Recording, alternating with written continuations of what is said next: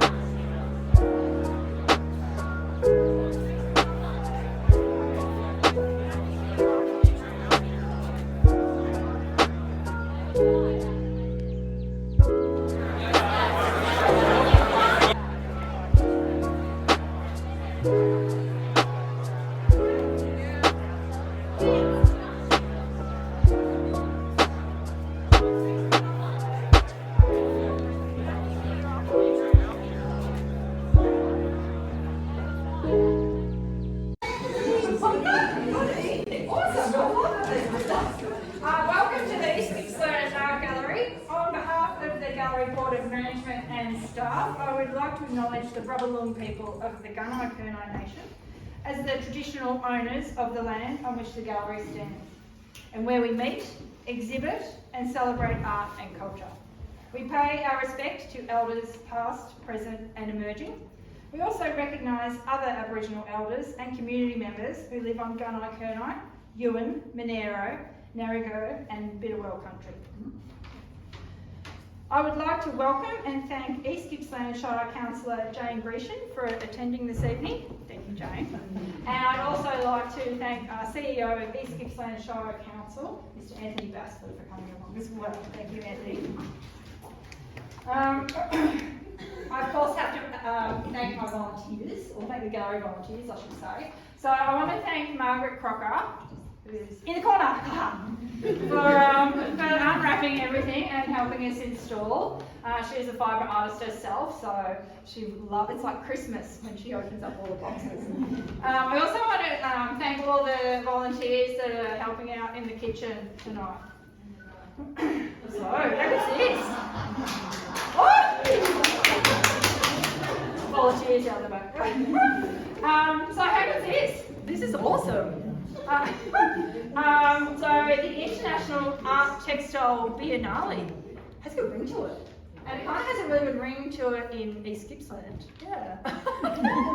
So this exhibition is the brainchild of the lady to the right of me, the fabulous Glenys Mann. So Glenys is a force. You know, she doesn't do things by halves. She comes in and this is it. This is how it's going to be, and this is how successful it's going to be. You know what? It works. It really does. She is passionate about contemporary textile art. Glenys really wants to celebrate and support the innovative artists who push the boundaries of textile art. And this prize has done that. I mean, if you wander through, you can see it. It is pushing the boundaries. The International Art Textile Biennale has grown since its inaugural showing in 2021. So this year, it's actually going to tour to 7 other galleries across Australia over an 18-month period, which is amazing.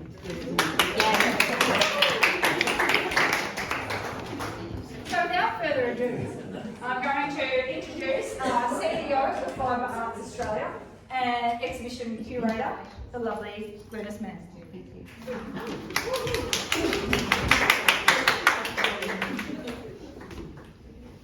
There's always the question that is always asked to me is, why did you choose East Gippsland Art Gallery? Everyone says, why do you start here? And I start here because of Crystal and the gang. Because I walked in 2019 and I said, I have a dream, Crystal, and this is what I'd like to do. And before I even got it out of my mouth, she said, yes, done.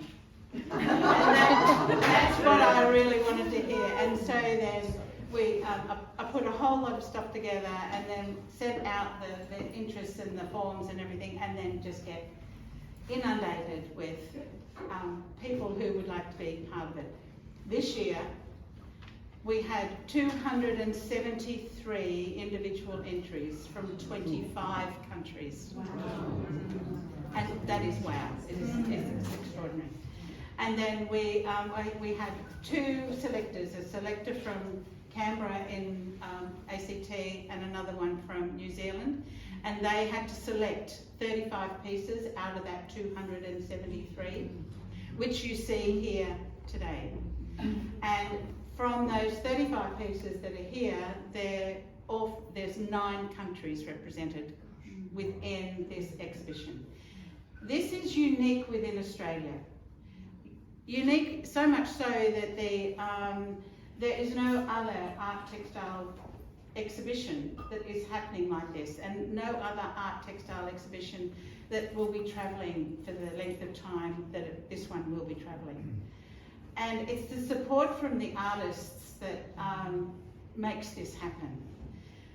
And from all of that, when we came in yesterday, Sue Wood and I came in yesterday because Sue was our judge to choose the ultimate award winner for this particular show. And when we came in yesterday, it was like, oh my God, how are we going to choose this? And how fantastic it was. I won't tell you what the gallery looked like because you would be absolutely shocked. But it was sort of all unpacked, and it did look amazing. But when we walked in later in the afternoon and everything was hung, and then when we walked in this morning and everything was in perfect unison and looking absolutely fantastic, it was like, you just get weak at the knees and a few tears come. But there is a lot of work, and the lot of work comes from my gorgeous granddaughter, who flew in from Brisbane last night, knocked on the door of her place where she was going to stay with no response, and ended up having 5 hours in a 24-hour McDonald's in Melbourne somewhere, until she had to catch the coach at 6 o'clock this morning to get here at 11:30. So this wonderful young grandchild of mine has been working with me for the last 18 months, right down to the nitty-gritty of what has been going on within this event, and also with what goes on the website for Fibre Arts Australia. So there's only a couple of us who work hard to get this all up and going, and it's just extraordinary the response that we get. I'm not going to say too much more other than you really need to look very closely at these works. And you also need to read the artist's statement.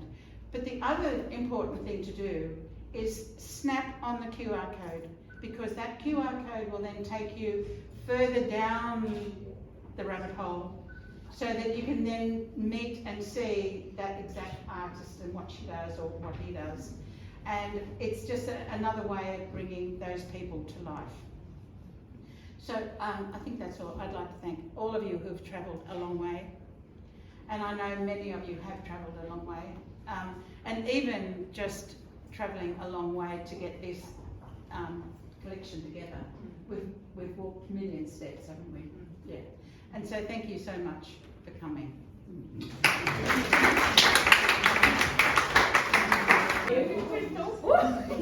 Now I'm going to invite our wonderful judge, Sue Wood, to say a few words. Thanks. I hope everybody can hear me. I'm pretty good at projecting. Can you hear down the back? So I'm probably going to repeat some of what Glenn said actually. The first thing I want to say is that it is an honour and a privilege to be part of this wonderful project. I think it's amazing. And I think we should all congratulate Glennis and Fibre Arts Australia for their vision in establishing this International Art Textile Biennale. Thank you. And to the gallery, to the East Gippsland Art Gallery for supporting that vision. And as a regional artist, a regional resident myself, I just want to say to comment on how many exciting arts initiatives emerge from regional areas. I think those people in the city sometimes forget the things that we do out in the regions, and I think the reason that happens is that we're willing to take risks out in regional areas. I think that's absolutely fantastic. I also think it's wonderful how many places this exhibition is going to over the next months, because it's going to showcase art textiles to a really broad audience, right up and down the eastern seaboard, and inland as well. So that's fantastic. I think we can't understate what a significant achievement it is to establish something like this, a competition and exhibition that attracts entries not just from around Australia but from around the globe. That's, as Glenn said, it is extraordinary.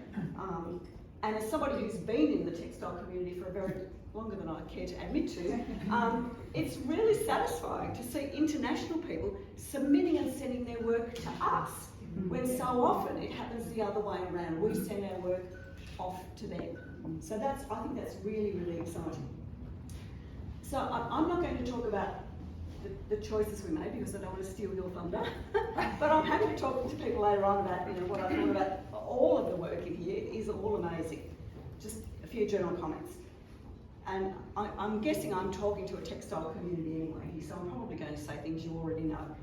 But the artists in this show are using textile materials, process and sensibilities to explore contemporary concerns, personal contemporary concerns and political ones. The works that we see in all of these spaces engage with questions of social justice, environmental concerns, and the challenges of living in what's an increasingly fractured and unstable world. Nothing is off limits to textile artists anymore. For a maker, and I count myself as a maker, the medium of textiles offers unlimited opportunities for expression. We have colour, we have texture, we have the materials themselves and what they offer and what they can say, and multiple ways of working. And I think you can see when you look around the spaces here, the pleasure that people get in working with textile materials. There's another reason to use textiles though, and that is, and I'm sure many of you will have heard this before, textiles are central to the human experience. We're all standing here, clothed in them. We touch them every day of our lives. We're familiar with them, and for a long time that familiarity has been one of the reasons why textiles has been overlooked. It's so familiar that people don't take much notice of it, or they think it's kind of just there, or pretty not. That familiarity has been a disadvantage, but it's also, I believe, a strength. And the strength is that because we're familiar with textiles, with the textile material and the process, you can embed layers of meaning in your work that speak to people in a way that some other art materials don't. Some other art materials kind of hold you at arm's length. Textiles draws you in. Textiles seduce the viewer. It invites them to contemplate and unpack the layers of meaning, to respond, to think about and to respond to complex and challenging ideas. And that, I think, is what the work in this exhibition does, all of them. And as Glenna said, you need to go, you need to look, in some of them there are messages that you need to look very closely for. This one I give you in particular, you need to look at that for a long time to get to the, there's layers of meaning in there. So I think it's a fabulous exhibition, and I think it's just so exciting to see it, and it's so exciting to see the status that this brings to the way of working. I just want to finish with just a little comment, and this is a fairly personal one. Nearly 20 years ago, I wrote a doctoral thesis on embroiderers in New South Wales. There might be some people in the room here that knew some of those women. They were embroiderers working between 1960 and 1975, those are the limits I set myself. They were interested in modern approaches to embroidery. They played a role in the development of the textile community in Australia. I very strongly believe that they had a big impact. We don't remember them necessarily, but they had a big impact. And one of their dreams was to see textiles in general, and embroidery in particular, accepted as art in the art world. And when I stand in this gallery and I look around and I see such a variety of engaging and thoughtful and sophisticated work in an exhibition of international standing, I think there's no question that that dream has finally been realised, and I think that's just very, very exciting. Thanks. Yeah, thanks.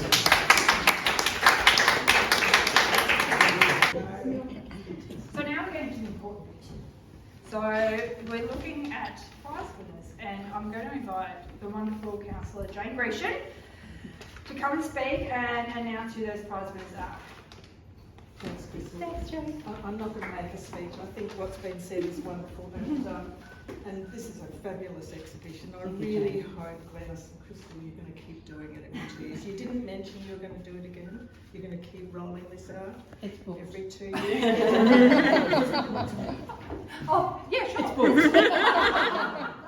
It's very, very exciting. So I'm not going to go any further. But I've got the great job, the privilege of announcing the prize winners, and I don't know how you did this. So powerful. But the first one, the Australian Excellence Award for $1,500, is Brenda Livermore's Firebrand. The piece in the next room is the three hanging woven pieces.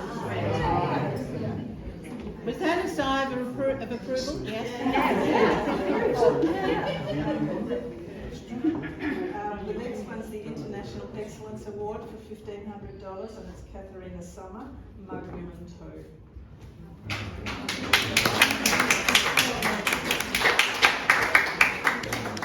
That's a really emotive piece, that one. It's just, you can't take it home and put it in the living room really, but it's just extraordinarily powerful. The third one, Glennis Mann Award of Excellence for $2,500, is Claudia Mazzotta, Stitching as Registration, Labouring Over Maternal Care. It's actually next to the three red pieces. It's the long piece behind it. On the cover. Oh, it's on the cover of the catalogue. Yeah. Excellent. And the fourth one, International Art Textile Biennale 2023 Major Award winner for $8,500 is Josephine Jacoby.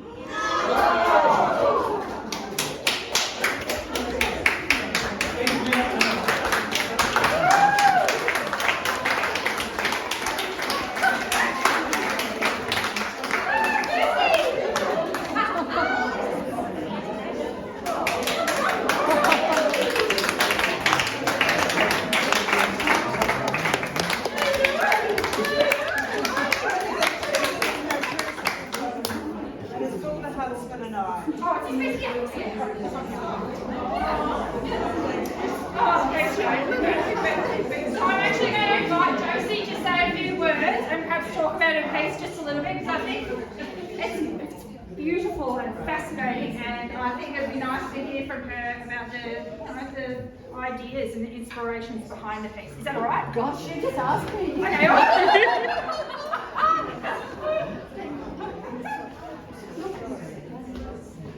The fascinating thing to me about, I've done a lot of work with spiders, Miss.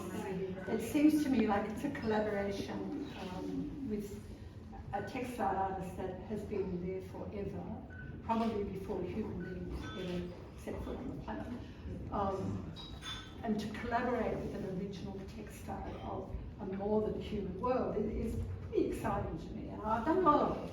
So I'm always walking in the bush and gathering these little, they come from the huntsman. You know, the huntsman spider makes this wonderful packet and lays her eggs in it and seals it up beautifully and then sits with it until they hatch.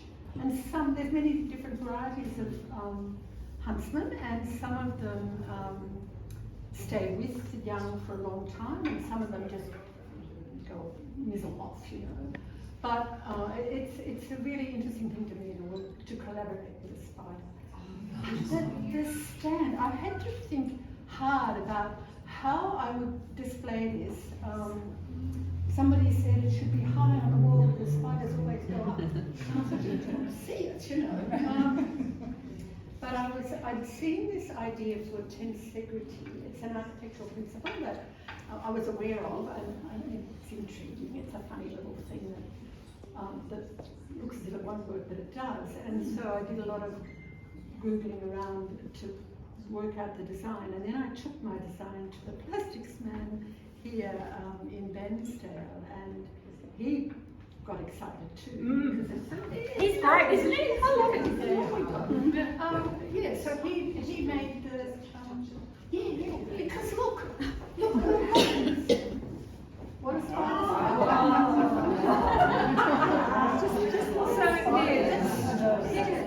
that's why I did that. But I'm thrilled. A bit splendid. Oh, good.